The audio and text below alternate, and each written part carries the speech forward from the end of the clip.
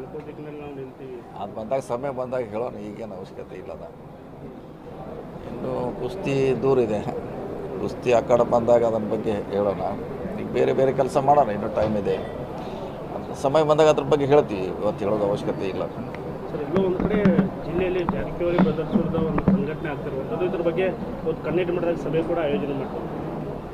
ನಡೀತದೆ, ಅದೇನು ಹೊಸದೇನಲ್ಲ. 20 ವರ್ಷದಿಂದ ಅಲ್ಲೆಲ್ಲಿ ಸಭೆಗಳಾಗ್ತವೆ, ತಾವು ಸಭೆ ಆಗ್ತವೆ.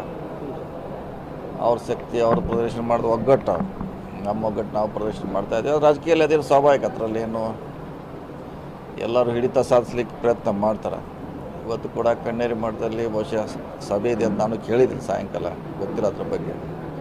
ರಮೇಶ್ ಕತ್ತಿ ಅವ್ರ ಹೇಳಿಕೆಗೆ ಸರ್ ತಾವೇನು ಹೇಳ್ತೀವಿ ಸರ್? ಯಾಕಂದರೆ ನೀವು ಸಾಕಷ್ಟು ಕೆ ಬಿ ಇಲೆಕ್ಷನ್ ಬಂದು ಸರ್, ಅದೇ ಹೇಳಿದ್ರೆ ಟೈಮ್ ಬಂದಾಗ ಹೇಳ್ತಂತ ಹೇಳಿದ್ರೆ, ಟೈಮ್ ಬರಲಿ, ಇಷ್ಟು ಅವಶ್ಯಕತೆ ಇನ್ನೂ ಇಲ್ಲ. ನಾವು ಟೈಮ್ ಬಂದಾಗ ಹೇಳ್ತಿದ್ರು. ಹೆಚ್ಚಿನ ಸುದ್ದಿಗಳಿಗಾಗಿ ನೋಡ್ತಾ ಇರಿ ಕನ್ನಡ 9 ನ್ಯೂಸ್.